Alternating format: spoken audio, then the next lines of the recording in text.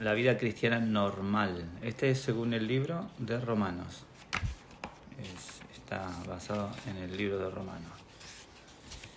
Y dice, capítulo 1, la sangre de Cristo. ¿Qué es la vida cristiana normal? Desde el principio haremos bien en analizar esta pregunta. El objetivo de estos estudios es mostrar que es algo diferente de la vida que lleva un cristiano promedio. Es indudable que un análisis de la palabra escrita de Elohim, por ejemplo, el Sermón del Monte, nos lleva a preguntarnos si alguien ha llevado esta clase de vida en la tierra. Obviamente aparte del hijo de Elohim. Precisamente en esta cláusula encontramos la respuesta a nuestra pregunta.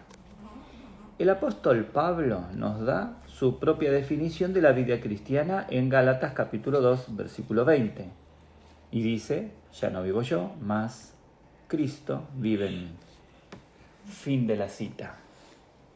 Aquí él no está declarando algo especial o peculiar, ni un alto nivel de cristianismo. Creo que él está presentando lo que para Elohim es normal en un cristiano, lo cual puede resumirse en estas palabras. Yo ya no vivo más, sino que Cristo vive su vida en mí. En su palabra, Elohim deja bastante claro que solo tiene una respuesta para cualquier necesidad humana. ¿Y cuál es? Su hijo Yeshua HaMashiach. En todo su trato con nosotros, Él obra haciéndonos a un lado y poniendo a Cristo en lugar nuestro. El hijo de Elohim murió en nuestro lugar para que fuéramos perdonados. Él vive en lugar de nosotros para que seamos libres. Así que podemos hablar de dos sustituciones. Tenemos un sustituto que murió en la cruz, que asegura nuestro perdón, y un sustituto que llevamos dentro y que nos asegura la victoria. Nos será de mucha ayuda y nos evitará mucha confusión si mantenemos este hecho constantemente delante de nosotros. Elohim responderá a todas nuestras preguntas en una sola manera y solo de una forma, es decir, mostrándonos más de su Hijo. Sara, por favor, ¿serías tan amable en ir a mi oficina, coger las gafas que me olvidé? Y en la medida en la que venís, se te va cayendo en cada uno de los escalones hasta que llegas acá arriba y se te rompen todo y todo rayado, y así cuando leo me dificulta más la lectura. Gracias, Sara. Gracias, Nato. Ok. Nuestro problema doble. Los pecados y el pecado. Trataremos ahora como punto de partida para nuestro estudio de la vida cristiana normal la grandiosa expresión de ella que encontramos en los primeros 8 capítulos de la epístola a los romanos, y nos acercaremos a nuestro objetivo desde un punto de vista práctico y experimental. En primer lugar, será de gran ayuda indicar que esta sección de Romanos naturalmente se divide en 2 partes, y ciertamente hay asombrosas diferencias en la materia. ¿Sí? Hay asombrosas diferencias en la materia objeto de estas 2 partes. Dice, los 8 primeros capítulos forman una unidad en sí misma. Los primeros 4 y medio capítulos, desde el capítulo 1, versículo 1 al capítulo 5, versículo 11, forman la primera parte de esta unidad, y los capítulos 3 y medio restante, es decir, del 5.12 al 8.39, 9, forman la segunda parte. Una lectura cuidadosa nos muestra que la materia a tratar no es la misma. Por ejemplo, en la disertación de la primera sección encontramos que se da preeminencia a la palabra pecados, es decir, en plural. Sin embargo, en la segunda sección esto cambia, porque mientras que la palabra pecados solo ocurre una vez, la palabra pecado, en singular, se usa una y otra vez en el principal objeto que se trata. Muchas gracias, Sara, porque llegó inmaculado las gafas. Hiciste todo lo contrario. Eso es lo que apliqué, psicología a la inversa. Que significa que, como te di la explicación de que me traigas las gafas y que se rompan y que se destruyan y que todo eso suceda, vos hiciste lo inverso. Psicología a la inversa. Es como se le ha de hablar a los niños. En vez de decirle a un niño, quédate quieto, no te muevas, él va a hacer lo contrario. Se va a mover y todo, porque le estás prohibiendo y ellos no quieren que le prohíban. Entonces le decís, bueno, movete, haz todo lo que quieras. Entonces enseguida se le gastan la fuerza y se quedan quietos. Psicología a la inversa. ¿Por qué es esto? Es porque la primera sección trata de la cuestión de los pecados y yo he cometido delante de Elohim, que son muchos y que se pueden enumerar, mientras que la segunda, pero no entendí esto, es porque la primera sección trata de la cuestión de los pecados que yo, de los pecados que yo he cometido delante de Elohim, que son muchos y que se pueden enumerar, mientras que en la segunda trata de la cuestión del pecado como un principio que se encuentra en mí. Vale. No importa cuántos pecados cometa, siempre es el pecado como principio el que me lleva a cometerlos. Necesito el perdón de mis pecados, pero también necesito libertad del poder del pecado. El primero se centra en mi conciencia y el segundo en mi vida. Puedo recibir perdón de mis pecados, pero debido al pecado todavía no tengo paz permanente en mi mente. ¿Sí? ¿Vamos bien? Cuando la cruz de Elohim brilla por primera vez en mi corazón, mi única súplica es pedir perdón porque me doy cuenta que he cometido pecados delante de Él. Gracias que Efraína se queda quietita y no distrae. ¿Viste? Así. Así que movete, hace mucho escándalo, gritá, saltá, pataleá, hace ruido, mové las cosas. No funciona la psicología a la inversa con Efraína.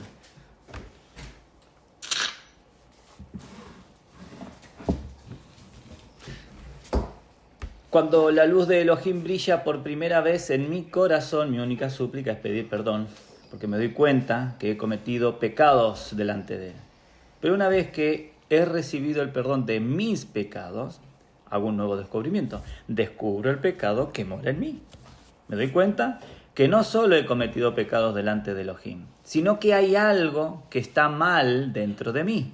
Descubro que tengo una naturaleza pecaminosa, que tengo una inclinación interna a pecar, un poder dentro de mí, que me impulsa a pecar. Cuando ese poder se manifiesta, cometo pecados. Puedo pedir y recibir el perdón de ellos, pero después vuelvo a pecar. Así que la vida sigue un círculo vicioso de pecado, de recibir el perdón y después volver a pecar.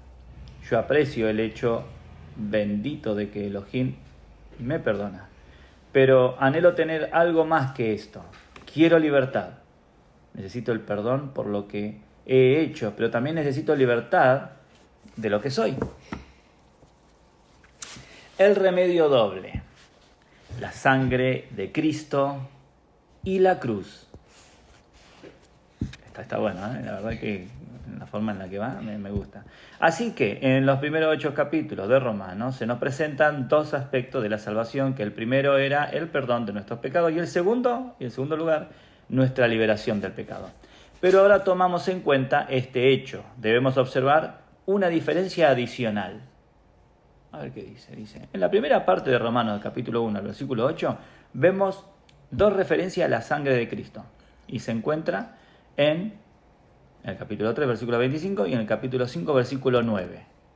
en la segunda parte se introduce una nueva idea en el capítulo 6, en el capítulo 6, versículo 6, donde se nos dice que hemos sido crucificados con Cristo.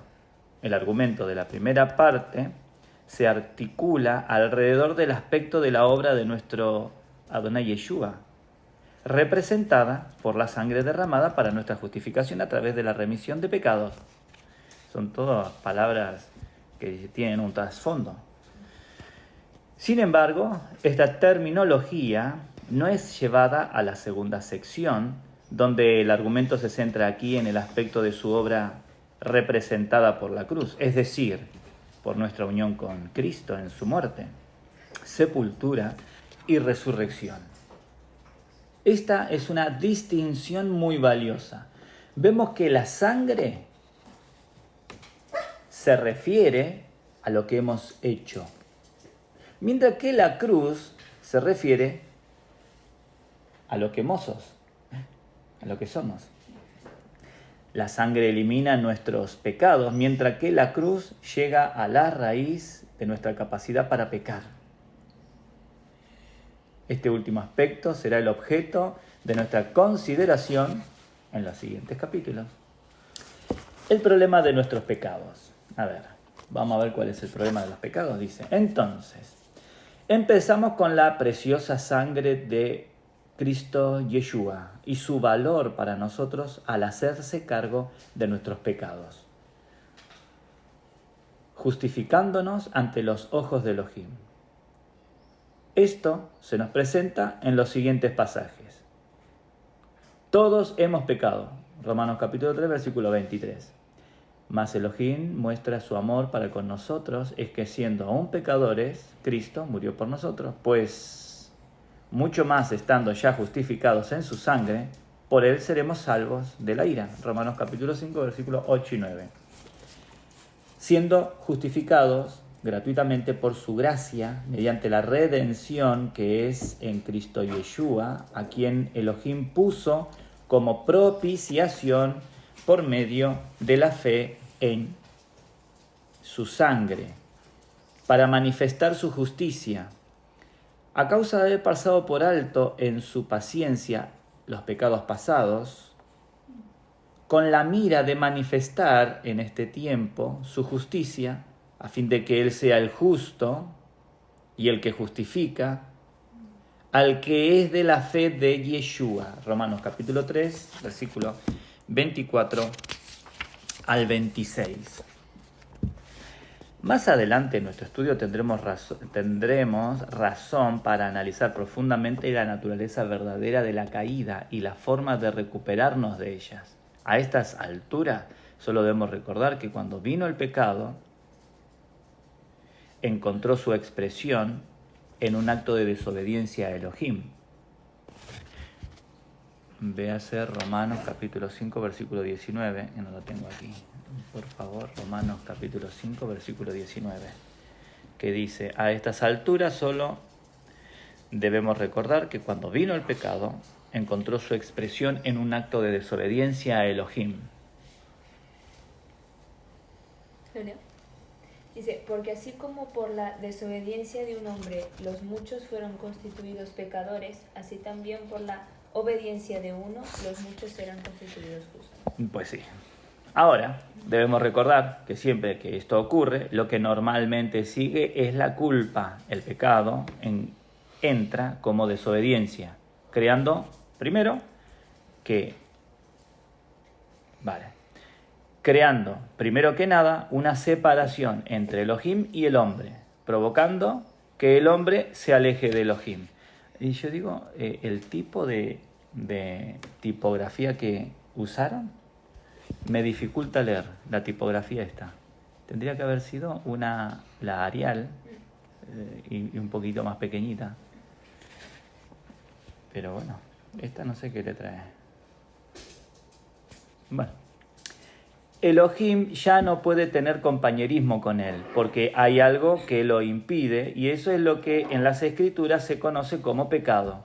Por eso, Elohim es el primero en decir: todos están bajo pecado. Romanos capítulo 3, versículo 9.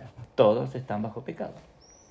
En segundo lugar, ese pecado que está en el hombre, que naturalmente constituye una barrera para tener comunión con Elohim, le provoca un sentido de culpa interno por estar separado de Elohim. He aquí un hombre que de por sí, con la ayuda de su conciencia activada, dice: yo he pecado. Lucas capítulo 15, versículo 18. Pero esto no es todo, porque el pecado le provee a Satanás la oportunidad de acusarlo delante de Elohim. Y por otro lado, nuestro sentido de culpa le da también ocasión para acusarnos delante de nuestro corazón. Así es como, en tercer lugar, él se convierte en el acusador de los hermanos. Apocalipsis capítulo 12, versículo 10. Que ahora dice: tú has pecado. ¿Cómo dice? ¿Que Satanás es el acusador, dice? ¿O cómo? Sí, dice, el acusador de los hermanos. Ahora dice: tú has pecado. Por tanto, para redimirnos y para devolvernos al propósito de Elohim, el Adonai Yeshua tuvo que hacer algo respecto a estas tres cuestiones del pecado: la culpa y las acusaciones de Hasatán en contra nuestra. Primero, nuestros pecados tuvieron que ser resueltos. Y esto se efectuó mediante la preciosa sangre de Cristo. Luego, nuestra culpa tuvo que ser resuelta y nuestra conciencia culpable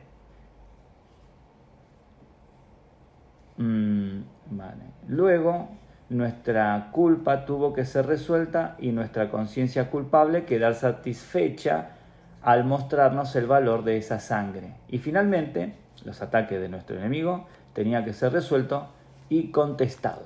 En las Escrituras se muestra que la sangre de Cristo obra efectivamente en tres formas: hacia Elohim, hacia los hombres y hacia Hasatán.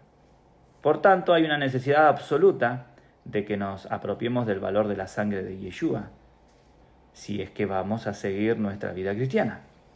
Este es el principal y este es un principio esencial. Debemos tener un conocimiento básico del hecho de la muerte de nuestro Adonai Yeshua como nuestro sustituto en la cruz y una apreciación clara de la eficacia de su sangre en pago por nuestros pecados. Porque sin esto no se puede decir que hemos empezado a andar en sus caminos. ¿Entendiste, Efraína? Muy bien. ¿Vos, Sara, entendiste? Ay, ¿qué contesto? Muy bien. ¿Vos, Isaías, entendiste? Sí. Muy bien. Dice: veamos más cuidadosamente estas tres materias.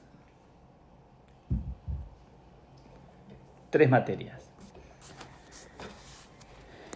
¿Qué pasa, Efraína? Es que estoy al lado de mamá.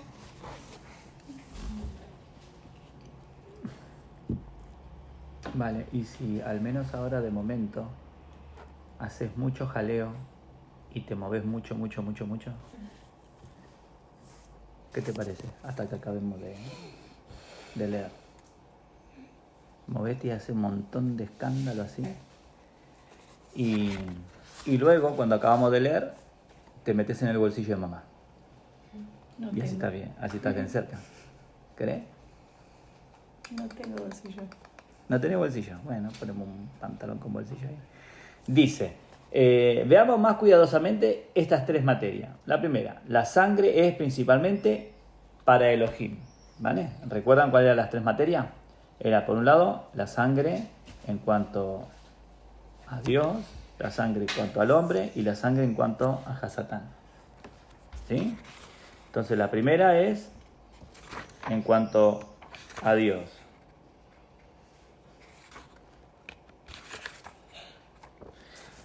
La sangre es para redimirnos y tiene que ver, en primer lugar, con nuestra posición delante de Elohim. Necesitamos el perdón de los pecados que hemos cometido. Si no, caemos bajo el juicio. estos son perdonados, no porque Elohim pase por alto lo que hemos hecho, sino que Él mira la sangre del Cordero.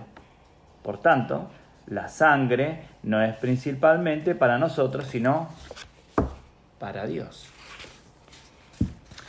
Si queremos entender el valor de la sangre, debemos aceptar el valor que Elohim le da. Y si no conocemos algo del valor que Elohim le da a la sangre, nunca comprenderemos cuál es el valor que tiene para nosotros. Solo es por el valor que Elohim le da a la sangre de Cristo, según nos revela su Espíritu Santo, que podemos comprender el beneficio que nos proporciona y podemos entender cuán preciosa es la sangre de Yeshua para nosotros. Pero el primer aspecto de la sangre es hacia Elohim. A través del Antiguo Testamento tenemos la palabra sangre. Es una revelación con la idea de la expiación. Creo que más de 100 veces. Y siempre es algo para Elohim. ¿Sí? ¿Entienden, no? En el Antiguo Pacto, los sacrificios por medio de la sangre, por los sacrificios de los animales, que se derramaba sangre, no era para el pueblo, era para Dios. Entonces Dios exigía sacrificio, exigía sangre. ¿Sí? Entonces está enfatizando de que es para Dios. Dice, en el calendario del Antiguo Testamento solo hay un día que tiene una gran influencia en el asunto de nuestros pecados. Y es el día de la expiación. Nada explica mejor este aspecto de los pecados tan claramente como la descripción de ese día. En Levítico capítulo 16 encontramos que en el día de la expiación la sangre era tomada de la ofrenda por el pecado y llevada al lugar santísimo, donde se rociaba 7 veces delante del Adonai. Debemos tener esto muy claro. En ese día, la ofrenda por el pecado era ofrecida públicamente en la corte del tabernáculo. Todo se ponía a la vista de todos y todos podían verla. Pero el Adonai mandó a que ningún hombre podía entrar en el mismo tabernáculo, con excepción del sumo sacerdote. Solo él podía llevar la sangre y, estando en el lugar santísimo, la rociaba para hacer la expiación delante del Adonai. ¿Por qué? Porque el sumo sacerdote era un tipo de Yeshua HaMashiach, haciendo su obra redentora. Véase Hebreos capítulo 9, versículos 11 y 12. Gracias por la motivación ahí. Hebreos capítulo 9. 11 y 12. 9 y 11 al 12. 11 to 12. ¿Dónde ven? 11, 12. 11 y 12. Dice, pero estando ya presente el Mesías, sumo sacerdote de los bienes venideros, por el más amplio y más perfecto tabernáculo, no hecho de manos, es decir, no de esta creación, y no por sangre de machos cabríos ni de becerros, sino por su propia sangre, entró una vez para siempre en el lugar santísimo, habiendo obtenido eterna redención. Amén. Y así prefiguraba al que hacía la obra. Nadie absolutamente podía acercarse ni entrar en el santuario. Es más, solo había un acto relacionado con su entrada a ese lugar. Es decir, lo único que hacía era presentar la sangre a Elohim como algo que él había aceptado, algo en lo cual él encontraba justificación. Era una transacción entre el sumo sacerdote y Elohim dentro del santuario, lejos de los ojos de los hombres que serían los beneficiarios de ella. El Adonai así lo estableció. Por tanto, la sangre, en primer lugar, no es para nosotros, sino para Él. ¿Lo han pillado? ¿Han pillado esto? ¿Sí? Que la sangre es para el Señor. para Dios, pero todo el contexto de lo que explicó de Hebreo y cómo el sacerdote entraba en el tabernáculo, en el lugar santísimo, para ofrecer la sangre, y solamente el sacerdote podía entrar. No podía entrar nadie más. Porque si no María. O sea, por eso es que los católicos piensan que solo el cura puede... No sé el trasfondo que ellos usarán, pero posiblemente. No, pero me estoy refiriendo a que si entendieron lo de la sangre, la importancia que tiene la sangre, porque acá nos está enseñando de que la sangre tiene tal importancia y que cubre la ira de Dios, satisface la ira de Dios, apaga, acalla, calma la ira de Dios con respecto a los pecados que comete la humanidad. Entonces se presenta la sangre, Dios ve la sangre y lo recibe como diciendo, va, venga, no me los cargo. Hablando en corto, no me los cargo. Luego, una vez que se prefigura esta idea en el libro del Levítico, nos muestra el texto bíblico del capítulo 9, versículos 11 y 12 de Hebreos, en el que habla que hubo una creación no hecha por mano, no fue hecha por mano, ese es el Yeshua, y que ofreció una vez y para siempre por todos, y entró en el lugar santísimo y ofreció su sangre. Es decir, que la idea que tiene la sangre y el poder de la sangre, que los machos cabríos no podían hacerlo, lo hizo Yeshua de una vez para siempre ahora. Ellos cada año tenían que ofrecer sacrificio.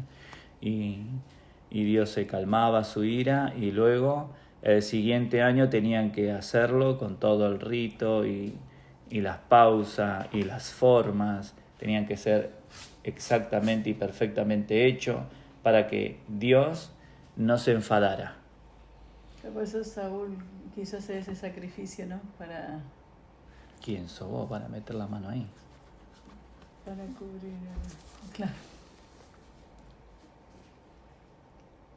¿Sí? Entonces, antes de esto, en Éxodo capítulo 12, versículo 13, se describe el rociamiento de la sangre del cordero en la primera Pascua en Egipto, para la redención de Israel. Creo que este es uno de los mejores tipos de nuestra redención que se encuentra en el Antiguo Testamento. La sangre fue puesta en los dinteles y los postes de las puertas, mientras que la carne del cordero se comía dentro de la casa. Y dijo Elohim, y veré la sangre y pasaré de vosotros.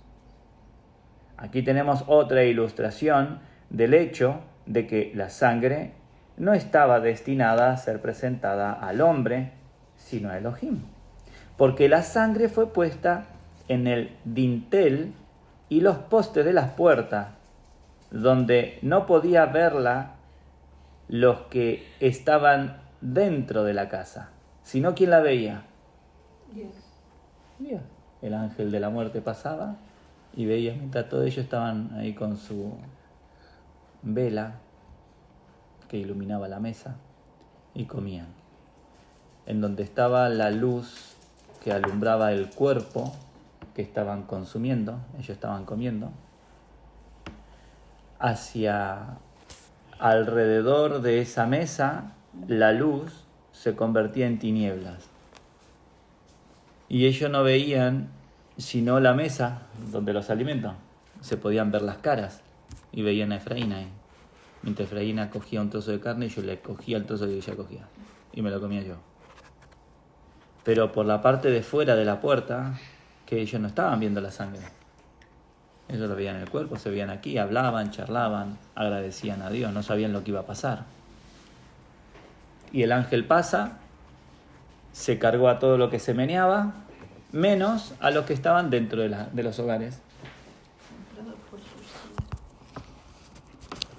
¿Sí? Ok, una vez comprendido el valor que tiene la sangre para el Señor, avanzamos. Elohim queda satisfecho. Entonces, son la santidad y la justicia de Elohim las que demandan que se entregue una vida sin pecado por el hombre. Hay vida en la sangre y esa sangre debe ser derramada por mí, por mis pecados. Elohim es el que exige que así sea. Elohim es el que demanda que se presente la sangre para que quede satisfecha su justicia. Porque Él, Elohim, es el que dijo, veré la sangre y pasaré de vosotros. La sangre de Cristo satisface completamente a Elohim. En este punto me gustaría decir unas palabras a mis hermanos más jóvenes en el Adonai, porque es aquí donde a menudo nos metemos en dificultades. Como incrédulos, tal vez, vivíamos sin que nuestra conciencia nos preocupara, hasta que la palabra de Elohim empezó a despertarnos. Nuestra conciencia estaba muerta y aquellos que viven con su conciencia muerta ciertamente no son útiles para Elohim. Pero después, cuando creímos, nuestra conciencia ya despierta, puede llegar a ser mutuamente sensible. Y esto puede constituir un verdadero problema para nosotros. La convicción del pecado y culpabilidad pueden llegar a ser tan grande, tan terrible, que puede hacer que nos paralicemos, haciendo que perdamos de vista la verdadera eficacia de la sangre.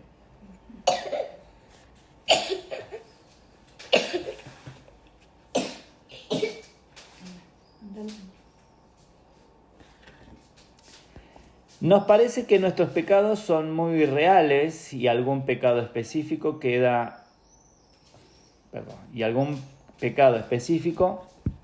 puede afectarnos tantas veces que llegamos al punto donde para nosotros son muy grandes nuestros pecados y más grandes que la sangre de Cristo. El verdadero problema con esto es que estamos tratando de experimentarlo, queremos sentir su valor y estimar subjetivamente lo que significa la sangre para nosotros. No podemos hacerlo, no funciona de esa manera. La sangre es primero para que Elohim la vea. Después debemos aceptar la evaluación de Elohim para ella. Al hacerlo es cuando encontramos nuestra salvación. Sí. Por el contrario, tratamos de llegar a una evaluación por medio de nuestros sentimientos, no llegaremos a nada. Seguimos en tinieblas. No. Es una cuestión de fe en la palabra de Elohim. Debemos creer que la sangre es preciosa para Elohim porque Él dice que así es y punto en boca. Primera de Pedro, capítulo 1, versículo 18 al 19. Gracias por estar tan atentos ahí a Primera de Pedro, capítulo 1, significa capítulo 1, versículo, ¿cómo se dice? 18, Isaías. 11, 8. 11, 8.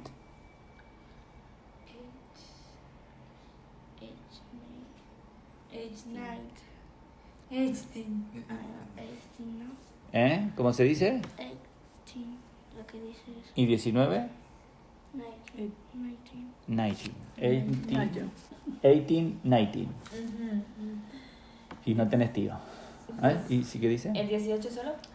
18 y 19. Ok, dice, sabiendo que fuisteis rescatados de vuestra vana manera de vivir, la cual recibisteis de vuestros padres, no con cosas corruptibles, como oro o plata, sino con la sangre preciosa del Mesías, como de un cordero sin mancha y sin contaminación. No, ¿viste? Si Elohim puede aceptar la sangre como el pago de nuestros pecados y como el precio de nuestra redención, entonces podemos estar seguros de que la deuda ha sido pagada. Si Elohim queda satisfecho con la sangre, entonces la sangre debe ser aceptable. Nuestra evaluación de ella es solo válida si va de acuerdo con la de él. Nada más y nada menos. Por supuesto que no puede ser nada más, pero tampoco puede ser nada menos. Recordemos que él, Yeshua, es santo y justo, Elohim, y que un Elohim santo y justo tiene el derecho de decir que la sangre es aceptable a sus ojos y que le ha satisfecho completamente. El acceso del creyente a Elohim. La sangre ha satisfecho a Elohim. También debe satisfacernos a nosotros. Por esa razón tiene un segundo valor que se refiere al hombre, porque limpia nuestra conciencia. Cuando estudiamos la epístola a los hebreos, encontramos que la sangre hace esto. Debemos tener corazones purificados de mala conciencia. Esto es de la mayor importancia. Observe con cuidado lo que dice. El autor no dice que la sangre de nuestro Adonai Yeshua HaMashiach limpia nuestros corazones y después se detiene en su declaración. Nos equivocamos al conectar el corazón con la sangre en esa forma. Puede indicar un mal entendimiento de la esfera en la que la obra de la sangre, y podemos orar diciendo: Elohim, limpia mi corazón de pecado por la sangre. Elohim dice que engañoso es el corazón más que todas las cosas y perverso, Jeremías capítulo 17, versículo 9. Y que Él debe hacer algo más fundamental para limpiarlo. Debe darnos un nuevo corazón. Nunca lavamos y planchamos una prenda de vestir que pensamos tirar. Como veremos más adelante, la carne es demasiado mala para ser limpiada. Debe ser crucificada. La obra de Elohim dentro de nosotros debe ser algo completamente nuevo. Os daré corazón nuevo y pondré espíritu nuevo dentro de vosotros. Ezequiel capítulo 36, versículo 26. Muy bien, Isaías, que está atento. Se sabe todos los textos bíblicos. Y Efraína también. No. Encuentro que se declare que la sangre limpia nuestros corazones. Su obra no es subjetiva de esta forma, sino completamente objetiva. Delante de Elohim, es verdad que la obra limpiadora de la sangre se ve aquí en Hebreos capítulo 10 en referencia con el corazón, pero en relación con la conciencia, corazón es purificado de mala conciencia. Hebreos capítulo 10, versículo 22. Entonces, ¿cuál es el significado de esto? Significa que algo estaba interfiriendo entre mi persona y Elohim, como resultado de lo cual yo tenía una conciencia perversa cada vez que trataba de acercarme a él. Continuamente me recordaba que había una barrera que se interponía entre él y yo. Pero ahora, a través de la obra de la sangre preciosa, algo nuevo se ha efectuado delante de Elohim, que ha retirado esa barrera. Y Elohim me ha revelado ese hecho a través de su palabra. Cuando esto ha sido creído y aceptado, mi conciencia se aclara. Desaparece mi sentido de culpa y ya no tengo una conciencia perversa delante de Elohim. Todos nosotros conocemos qué precioso es tener una conciencia libre de ofensa en nuestros tratos con Elohim. Un corazón de fe y una conciencia limpia de todas y cada una de las acusaciones son igualmente esenciales para nosotros, porque son independientes.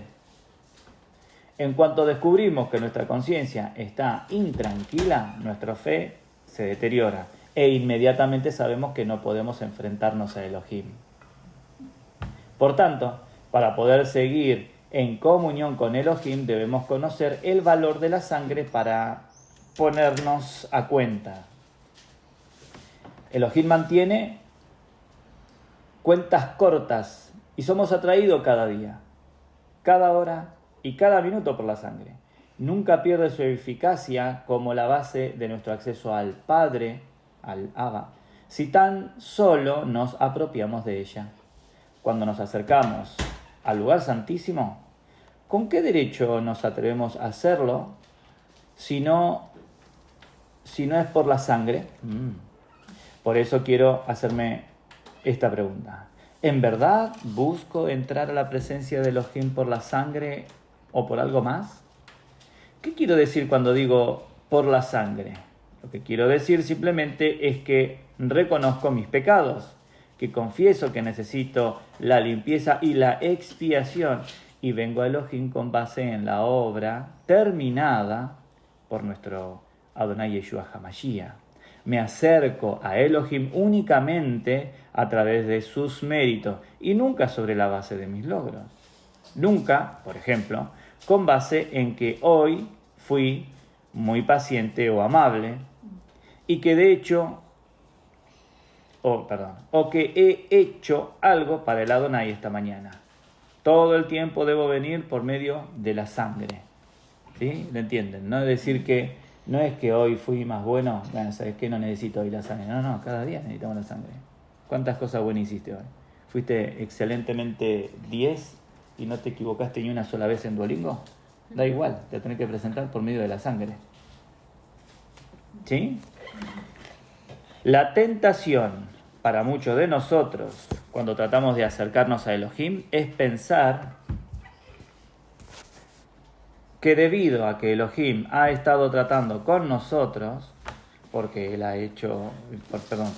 ha estado dando pasos para traernos algo más delante de Él y nos ha estado enseñando lecciones más profundas de la cruz y ha puesto delante de nosotros nuevos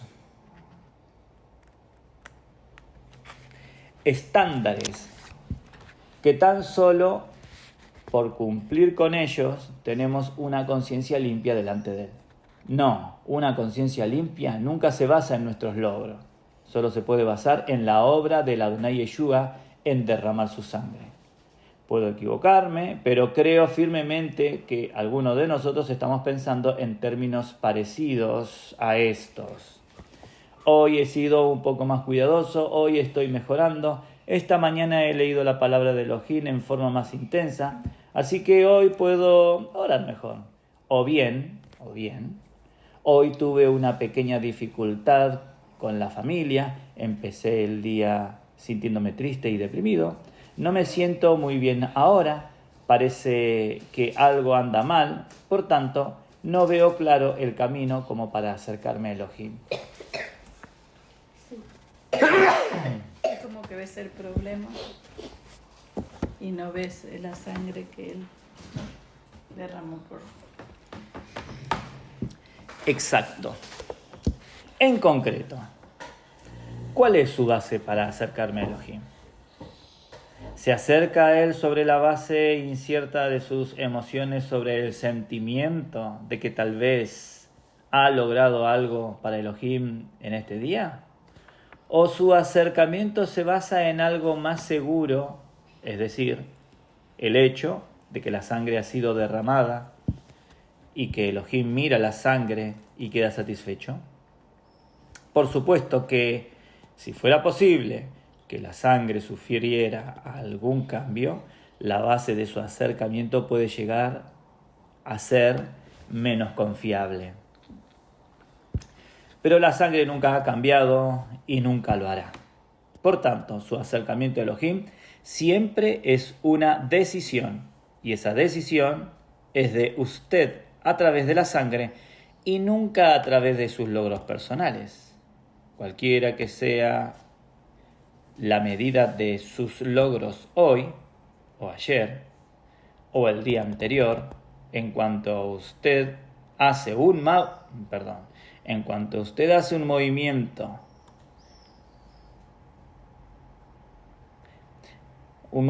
consciente hacia el lugar santísimo, inmediatamente usted tiene que afirmarse en el terreno firme y único de la sangre derramada.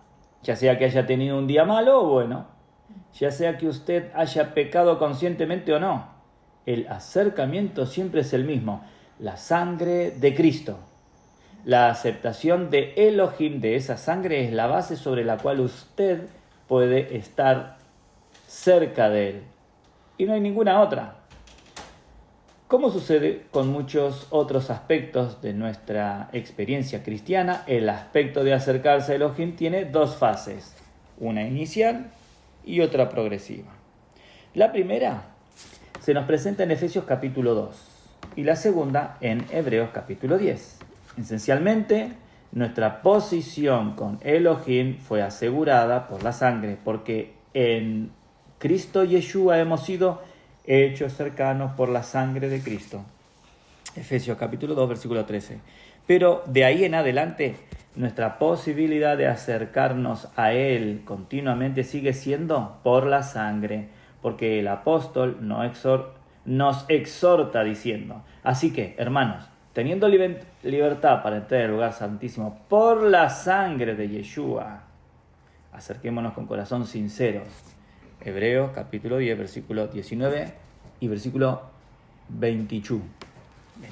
Eso, corazón sincero, hoy como que me retumbaba, corazón sincero. Que nosotros podemos demostrar tal santidad, ¿no? Pero realmente tenemos un corazón sincero cuando nos acercamos al Señor. Él conoce nuestro corazón. Muy bien, gracias. En primer lugar, me acerqué por la sangre, y para continuar en esa nueva relación, vengo a través de la sangre todo el tiempo. No significa que fui salvo sobre una base y ahora mantengo mi comunión sobre otra distinta. Usted puede decir: esto es muy simple, es el ABC del Evangelio. Sí, pero la dificultad para muchos de nosotros es que nos hemos distanciado del ABC. Hemos pensado que ya hemos progresado y por lo tanto podemos hacerlo a un lado. Pero nunca podemos hacer tal cosa.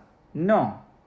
Mi acercamiento inicial a Elohim es por la sangre y cada vez que vengo delante de Él es lo mismo. Aún hasta el final, siempre es y será sobre la base de la sangre, de la preciosa sangre.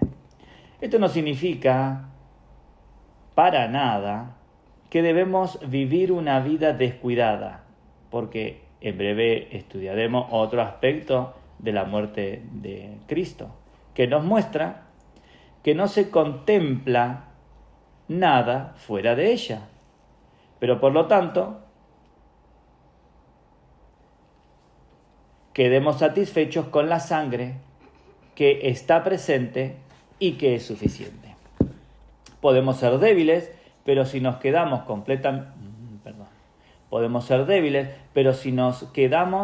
contemplando nuestra debilidad, nunca seremos fuertes. No podemos tratar de sentirnos mal y penar por ello, porque no nos ayudará a ser siquiera un poco más santo. Ahí no hay ayuda. Así que seamos audaces en nuestro acercamiento gracias a la sangre de Yeshua HaMashiach. Elohim, no conozco completamente cuál es el valor de la sangre, pero yo sé que la sangre de Cristo te ha dejado satisfecho. Así que la sangre es suficiente para mí. Y esa es la única súplica. Ahora puedo ver que ya sea que realmente haya progresado, ya sea que realmente haya yo alcanzado algo o no, ese no es el punto. Cada vez que vengo delante de ti, siempre debo hacerlo con la base de la sangre preciosa. Entonces, nuestra conciencia queda completamente tranquila delante de Elohim. Ninguna conciencia puede estar nunca tranquila separada de la sangre. Es la sangre la que nos da valor. No tendrían ya más conciencia de pecados. Estos son las tremendas palabras de Hebreos capítulo 10, versículo 2. Somos limpiados de cualquier pecado y podemos verdaderamente, con el apóstol Pablo, hacer eco de las palabras de David. Bienaventurado el varón a quien el Adonai no inculpa de pecado. Romanos capítulo 4, versículo 8.